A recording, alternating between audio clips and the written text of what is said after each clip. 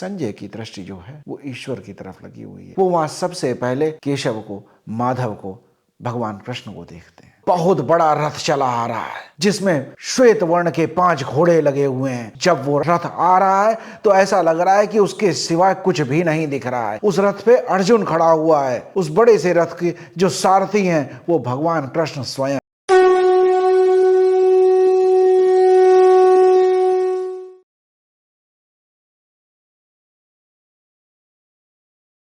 धर्म रक्षति रक्षिता। नमस्कार दोस्तों, आप सभी लोगों का बहुत बहुत स्वागत है। आप सभी लोगों को नववर्ष की बहुत बहुत शुभकामनाएं। नववर्ष 2025 आप सभी के लिए मंगलमय हो, कल्याणकारी हो। भगवान की कृपा आप सभी लोगों पर बनी रहे, ऐसी ईश्वर से प्रार्थना करता हूँ। पिछली बार हमने देखा कि किस तरह से भीष्म पितामह ने शंख बजाया और उनके शंख बजाते ही कौरवों की सेना में सभी लोगों ने शंख बजाना शुरू कर दिया। ढोल बजाने शुरू हो गए, नगाड़े बजने शुरू हो गए, युद्ध का उद्घोष हो गया। जो भी जहां पर था उन लोगों ने अपनी तरफ से युद्ध की शुरुआत कर दी। लेकिन अभी तक गीता के महानायक भगवान कृष्ण और अर्जुन के बारे में अभी तक कुछ नहीं कहा गया। आज हम शुरुआत करेंगे पहले अध्याय के 14वें श्लोक से। संजय जो है धृतराष्ट्र को कुरुक्षेत्र का सब हाल बता रहे हैं। वेद व्यास जी ने उन्हें दिव्य दृष्टि दी है। दिव्य दृष्टि देने के साथ ये भी कहा कि तुम युद्ध क्षेत्र में, उस कुरुक्षेत्र में हो रहे हर चीज को तुम देख सकोगे और यहां बता सकोगे। और जो वहां नहीं भी हो रहा है, जो लोगों के मस्तिष्क में चल रहा है, जो उनके दिमाग में चल रहा है, जो विचार लोग सोच रहे हैं, वो भी तुम जान सकोगे। संजय की दृष्टि जो है वो ईश्वर की तरफ लगी हुई है। संजय की दृष्टि से देखा जाए तो कुरुक्षेत्र में भगवान कृष्ण ही उन्हें दिखाई देते हैं। संजय की दृष्टि सिर्फ ईश्वर पर है। वो भगवत मार्ग में प्रशस्त हैं, इसीलिए शायद उन्हें दिव्य दृष्टि दी गई है। जब संजय पांडवों की सेना के बारे में सबसे पहली बार धृतराष्ट्र को बताते हैं तो वो सिर्फ वहां उस पांडव सेना के सेनापति को नहीं देखते, वो वहां युधिष्ठिर को नहीं देखते, वो वहां सबसे पहले केशव को, माधव को, भगवान कृष्ण को देखते हैं। इस 14वें श्लोक में संजय धृतराष्ट्र को बताते हैं, ततः श्वेतैर्हयैर्युक्ते महति स्यन्दने स्थितो माधवः पाण्डवश्चैव दिव्यो शंखो प्रदध्मतः। तो संजय धृतराष्ट्र को बता रहे हैं एक बहुत बड़ा रथ चला आ रहा है जिसमें श्वेत वर्ण के 5 घोड़े लगे हुए हैं। जब वो रथ आ रहा है तो ऐसा लग रहा है कि उसके सिवाय कुछ भी नहीं दिख रहा है और वो आकर बीच में खड़ा हो गया है। फिर बताते हैं उस रथ पे कौन खड़ा है। उस रथ पे अर्जुन खड़ा हुआ है।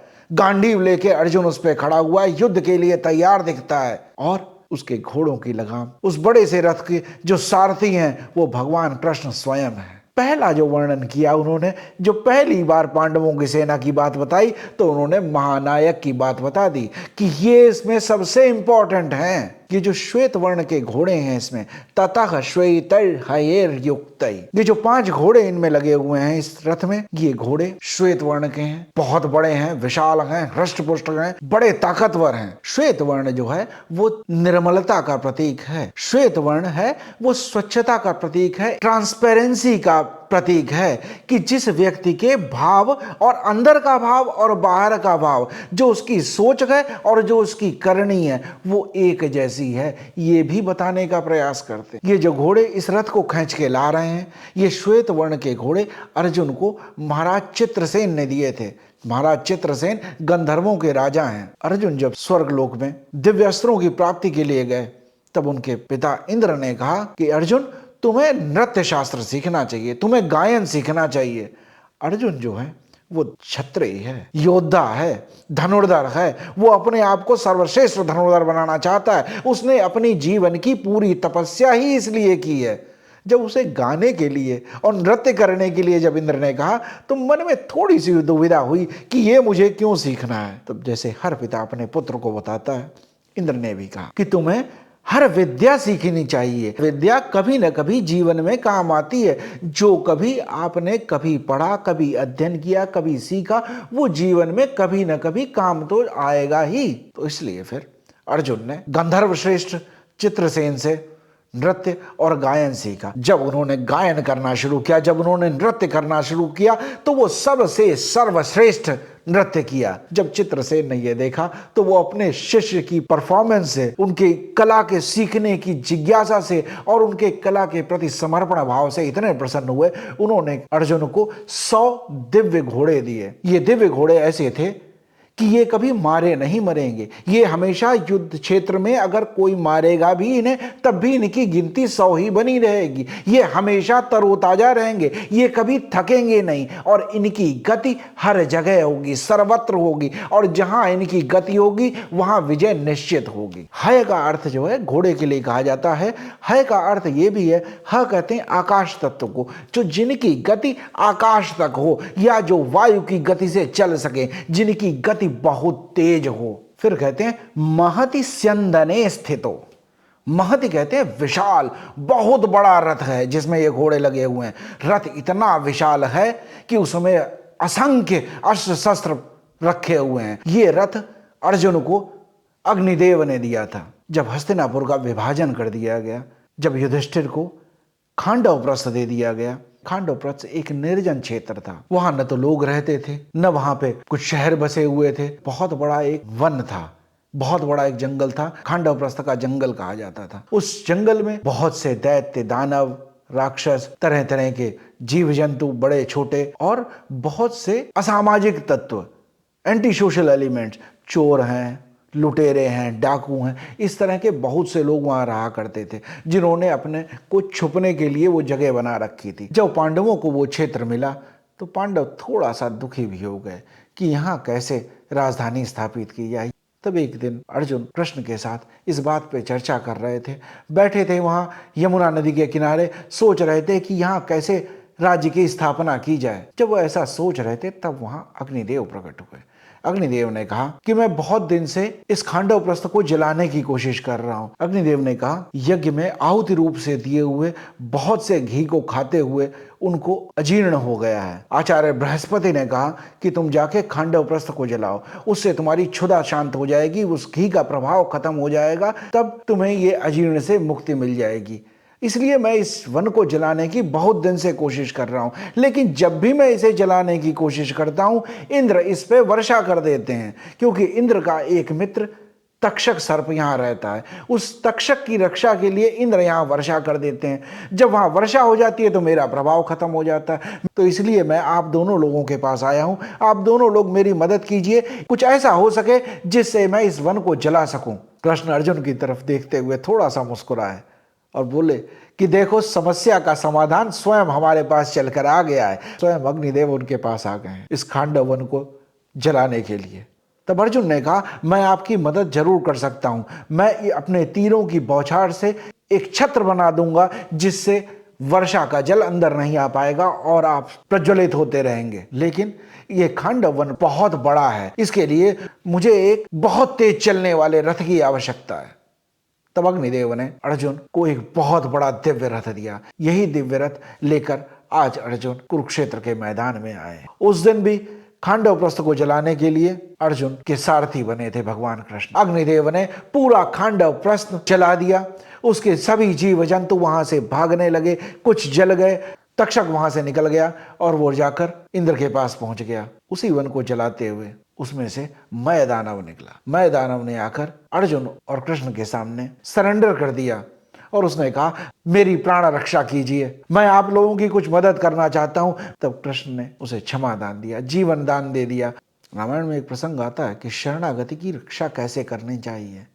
शरणागत कौ जे तजहि निज अनहित अनुमान, तेनर पावर पाप मह तिनहि बिलोकति हानि। जो व्यक्ति अपने शरण में आए हुए व्यक्ति की रक्षा नहीं करे, वो व्यक्ति बहुत ही अधम और नीच प्रकृति का व्यक्ति है। तो जो भी आपकी शरण में आया, शरणागति स्वीकार कर ले, जो आपसे जीवन दान मांग रहा है, ऐसे व्यक्ति की रक्षा करना ही धर्म है। तो इस क्षत्रिय धर्म का पालन करते हुए अर्जुन ने उसको प्राणदान दिया।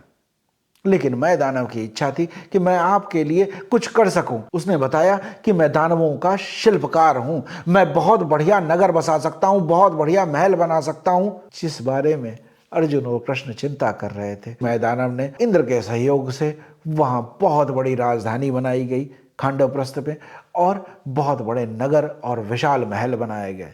उसका नाम रखा गया इंद्रप्रस्थ। ये इंद्रप्रस्थ आज का दिल्ली शहर ही है। तो अग्निदेव ने जो ये रथ दिया था, ये बहुत ही तेज गति से चलने वाला था। इसमें बहुत से अस्त्र शस्त्र रखे जा सकते थे।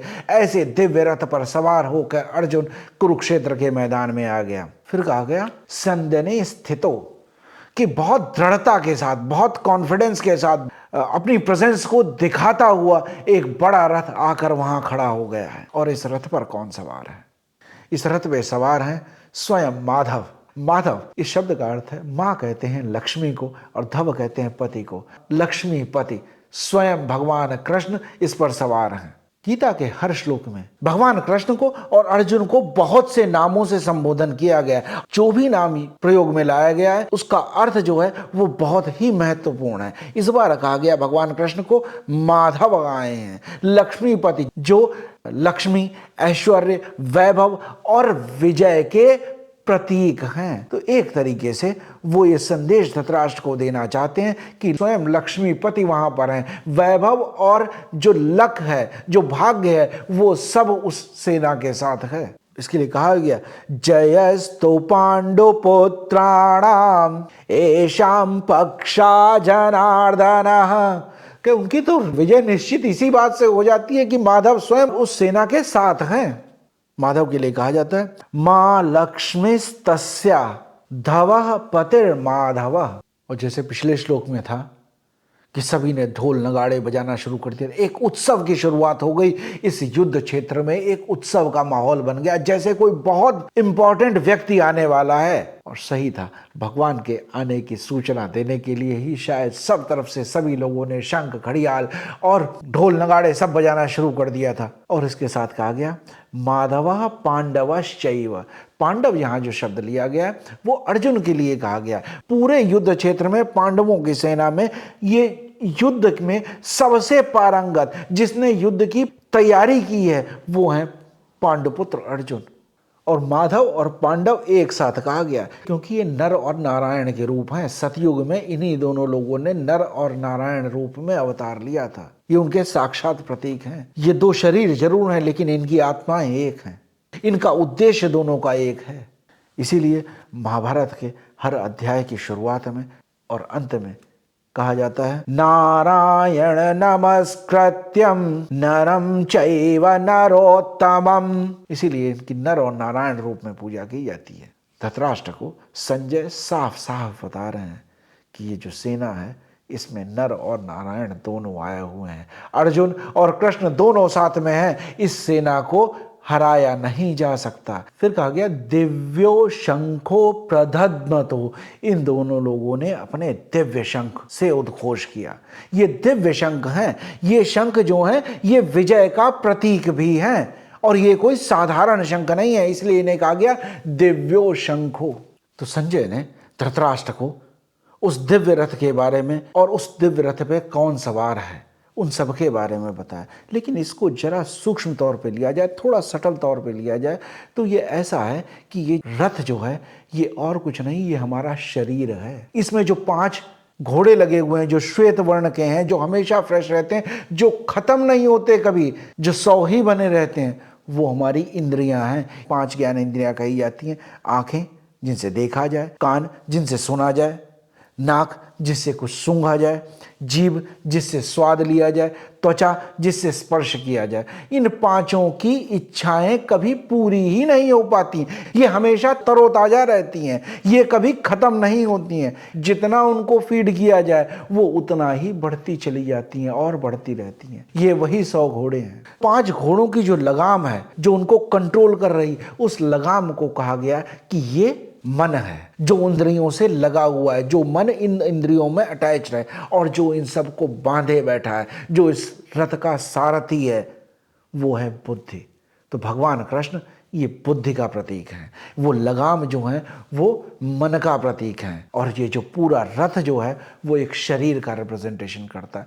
और जो इसमें रथ में पीछे बैठा हुआ है, जिसके हाथ में न ये घोड़े हैं, न ये लगाम है और न इनको पकड़ा हुआ है, वो है आत्मा, वो है अर्जुन। तो इसको अगर सूक्ष्म तौर पे देखा जाए तो ये हमारी स्थिति बताता है। जो आत्मा है वो इस शरीर में ऐसे अनासक्त बैठी है, वो इंद्रियों से एकदम डिस्कनेक्टेड है। इंद्रियां जो हैं वो इस मन को विचलित कर रही हैं। अगर हम अपने संदर्भ में देखें इसको, तो हमारे शरीर में ये 5 ज्ञान इंद्रियां जो हैं, हमें अच्छा भोजन चाहते हैं, हम अच्छा सुनना चाहते हैं, अच्छा देखना चाहते हैं, अच्छा स्पर्श करना चाहते हैं। ये इंद्रियां जो हैं इनकी रोज ही नई डिमांड रहती है और इन डिमांड की पूर्ति में ये शरीर लगा हुआ है। ये रथ इन इंद्रियों के वश में ही है। इंद्रियां मन को कन्विंस करती हैं। जैसे ही आपने कुछ खुशबू सूंघी, कुछ अच्छा बन रहा है खाने में, नाक से सूंघा, तुरंत मन के पास बात पहुंची। जीव ने बताया कि मैंने ये पहले इसको खाया था, बहुत ही स्वाद अच्छा था। मन ललायित हुआ, मन ढीला पड़ा थोड़ा सा। मन अगर वहीं कह दे कि नहीं अभी खाने की जरूरत नहीं है, आज का भोजन हो चुका है, लेकिन फिर भी जीव जो है वो खाना चाहती है। वो मन को कन्विंस करके आज खा लेते हैं। मान लीजिए एक व्यक्ति है, उसने सोचा कि मैं डाइटिंग करूंगा, लेकिन तभी वो देखता है घर में बैठे हुए कि किचन में कुछ बन रहा है, उसकी स्मेल आ रही है। स्मेल जैसे ही आई, एक इंद्रिय एक्टिव हुई, उसने मन को बताया। मन ने सोचा कि हाँ ये खुशबू जो है ये मेरी प्रिय डिश बन रही है। जीभ तुरंत एक्टिव हुई। जीभ ने समझा कि हाँ बिल्कुल इसका स्वाद तो बहुत अच्छा है, मैं ये खाना चाहती हूँ। अब डाइटिंग का ख्याल जो था वो हटने लगा। मन में ये बात आ गई कि चलो आज खा लेते हैं थोड़ा, लेकिन इन मन की लगाम जो है बुद्धि के पास है। बुद्धि अगर वहां विचार कर ले कि नहीं डाइटिंग करनी जरूरी बताई गई है, तो मन के ऊपर नियंत्रण ये बुद्धि कर सकती है। लेकिन मन और इंद्रियों की दोस्ती बहुत अच्छी है। ये दोनों गैंग बना लेते हैं, ये दोनों एक दूसरे को कन्विंस कर लेते हैं। फिर मन जो है बुद्धि को कन्विंस करता है कि चलो कोई बात नहीं, थोड़ा खा लेते हैं, कल नहीं खाएंगे। या ऐसा करते हैं कि थोड़ा खा लेते हैं, आज मैं थोड़ी ज़्यादा देर एक्सरसाइज कर लूँगा, थोड़ी रनिंग ज़्यादा कर लूँगा।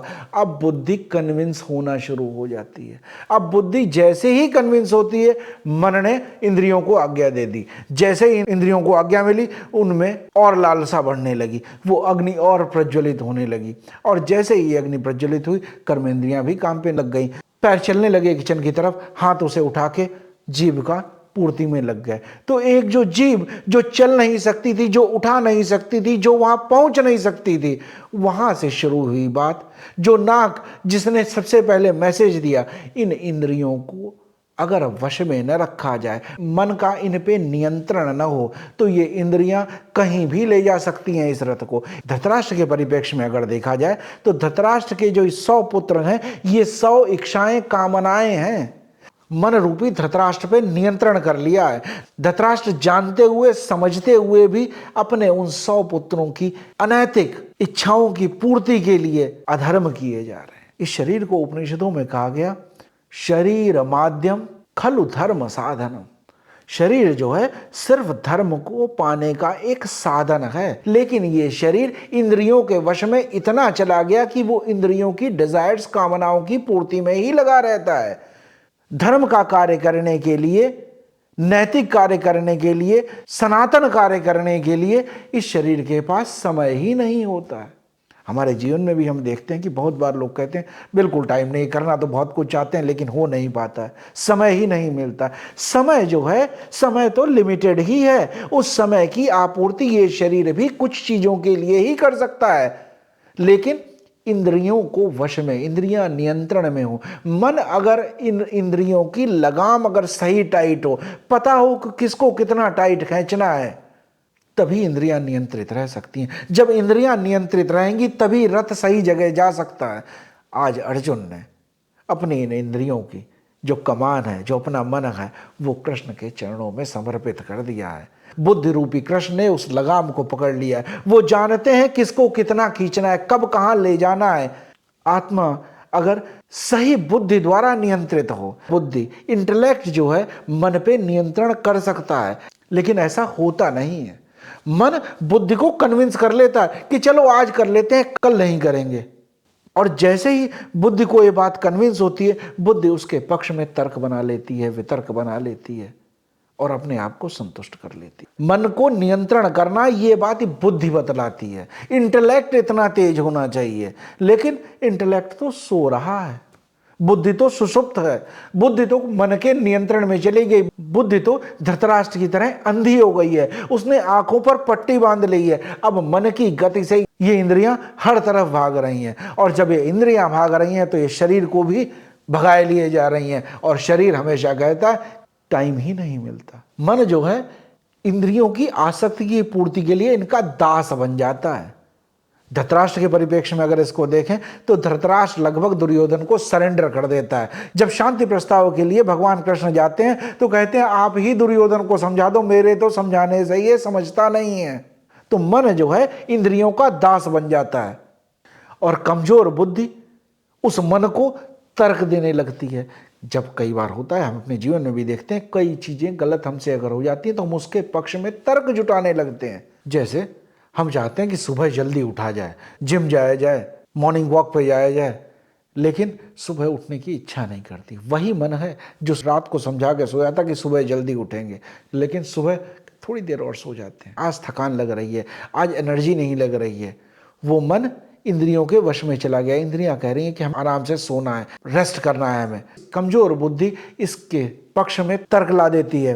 तर्क आ जाता है कि रात को देर से सोए थे, रात को कल बहुत देर तक हमने फिल्म देखते रहे थे, या हमने बहुत देर तक किसी पार्टी में चले गए थे तो हम रात को लेट हो गए थे, थोड़ा रेस्ट कर लेना चाहिए। बुद्धि ने तुरंत तर्क बना दिया। कमजोर बुद्धि तुरंत मन को संतुष्ट करने के लिए एक तर्क प्रस्तुत कर देती है, और जो हमने विचार किया था वो खत्म हो जाता है। गीता उपनिषदों का सार तत्व है, इसलिए गीता को गीतोपनिषद भी कहा गया। कठोपनिषद में एक प्रसंग आता है, जब नचिकेता यमराज के पास पहुंच गया, उन दोनों के बीच में एक बहुत बड़ा संवाद हुआ, जिसमें जीवन के रहस्यों के बारे में नचिकेता ने यमराज से बहुत से प्रश्न किए। यमराज ने नचिकेता से बताया, आत्मानं रथनं विद्धे शरीरं रथमेव तो बुद्धि तु सारथिं विद्धे मनः प्रग्रहमेव च। कहा आत्मा जो है शरीर रूपी रथ पर चढ़ने वाली सवारी है, बुद्धि जो है इस रथ को नियंत्रित करने वाला सारथी है। रथ की डायरेक्शन क्या रहे, रथ किस तरफ जाए, वो सारथी कंट्रोल करता है। इसी तरह शरीर में बुद्धि जो है वो ये डिसाइड करती है कि व्यक्ति किस क्षेत्र में काम करेगा, कैसा काम करेगा, उसका व्यवहार कैसा होगा, उसकी इंद्रियां मन के द्वारा कैसे नियंत्रित होंगी। और कहा गया प्रग्रहमेव च, जो इनको नियंत्रित करता है, जो लगाम पकड़े हुए इन घोड़ों की, इन इंद्रियों की, वो मन है। इंद्रियाणिं हयानाहुर् विषयंस्तेषु गोचरान्। इंद्रियां जो हैं उनकी तुलना घोड़ों से की गई है जो रथ में लगे हुए हैं, और घोड़ों का जो खाने का भोजन जो है, गोचरान कहते हैं, मतलब जो जानवरों के खाने का भोजन है। इस तरह से जो विषय हैं, जो वासनाएं हैं, जो डिजायर्स हैं, वो उन इंद्रियों का भोजन है। आत्मेन्द्रिय मनोयुक्त भोक्तेत्याहुर्मनीषिणः। तो कहते हैं कि आत्मेंद्रिय पुरुष, जिस व्यक्ति ने इंद्रियों का नियंत्रण कर लिया, जिसका मन इंद्रियों को नियंत्रित कर सकता है और बुद्धि उस मन को नियंत्रित कर सकती है, वही आत्मा जो है वो शरीर का सही उपयोग कर पाएगी। वही ये चरितार्थ कर पाएगी कि शरीरम अद्य खलु धर्म साधनम। शरीर को धर्म का साधन बनाने के लिए बुद्धि को, विवेक को, मन को नियंत्रित करना पड़ेगा, और मन इंद्रियों को नियंत्रित करेगा। तभी ये शरीर अच्छे कार्य में, अपने उद्देश्य की पूर्ति के लिए और इस समाज के लिए जो हमारा योगदान है वो करने में सक्षम हो पाएंगी। एक बहुत बढ़िया शब्द इसमें कहा गया, मनीषिणम। जो मन के नियंत्रित कर सके उसको मनीषी कहा जाता है। ऐसे ही साधु शब्द आता है। साधु का शब्द का अर्थ है जिसने साध लिया हो, जिसने अपनी इंद्रियों को, अपने मन को और अपनी बुद्धि को साध लिया हो। जैसे एक रथ को चलाने के लिए घोड़े हृष्टपुष्ट स्ट्रांग चाहिए, वैसे ही मन भी उतना स्ट्रांग चाहिए, लगाम भी उतनी मजबूत चाहिए। अगर घोड़ा बहुत तेज है और लगाम बहुत ढीली है तो नियंत्रित नहीं किया जा सकता। इंद्रियां बहुत शिथिल हैं तो भी नियंत्रण में नहीं आ पाएंगी, और अगर बुद्धिमान सारथी नहीं है तो भी रथ को नहीं कंट्रोल कर पाएगा। तो सब चीजें सशक्त चाहिए। एक मनुष्य को सही रूप से चलने के लिए उसकी इंद्रियां सबल हों, स्वस्थ हों, मन नियंत्रण करने की स्थिति में हो, और बुद्धि विवेक जागृत अवस्था में हो, बुद्धि कमजोर न हो। तभी ये जो आत्मा है उसको गंतव्य स्थल पर, जहाँ वो आत्मा जाना चाहती है, जो उसकी यात्रा है, जैसे मैं हमेशा कहता हूँ कि आत्मा की यात्रा मोक्ष की है, उस मोक्ष की यात्रा तक इस शरीर को ले जाने में बुद्धि का सहयोग लगना है। वो बुद्धि सहयोग तभी दे पाएगी, उस आत्मा को उसके गंतव्य स्थल तक तभी पहुँचा पाएगी जब वो सही निर्णय ले सकेगी। इसीलिए मैं अक्सर कहता हूँ, कर्म ऐसा करें कि धर्म ही हो जाए। आज भी अगर कोई बात आपको अच्छी लगी हो, कोई प्रसंग आपको अच्छा लगा हो, तो जरूर वीडियो को लाइक करें, वीडियो को शेयर करें, सब्सक्राइब करें चैनल को, और अपने मित्रों तक इसको पहुंचाएं। आप लोग अपने कमेंट्स भी करें। आपके कमेंट्स मुझे गीता को और अधिक समझने में और जानने में और भी सहयोग करेंगे, और हमारी यात्रा यूं ही निरंतर चलती रहेगी। हम सब एक दूसरे के सहयोगी हों, हम सब अपने लक्ष्य की प्राप्ति कर सकें। इसी कामना के साथ आज आपको फिर से एक बार नववर्ष की बहुत बहुत शुभकामनाएं। सबके जीवन में आनंद बना रहे, प्रभु की कृपा बनी रहे। जय श्री राम। धर्मो रक्षति रक्षिता।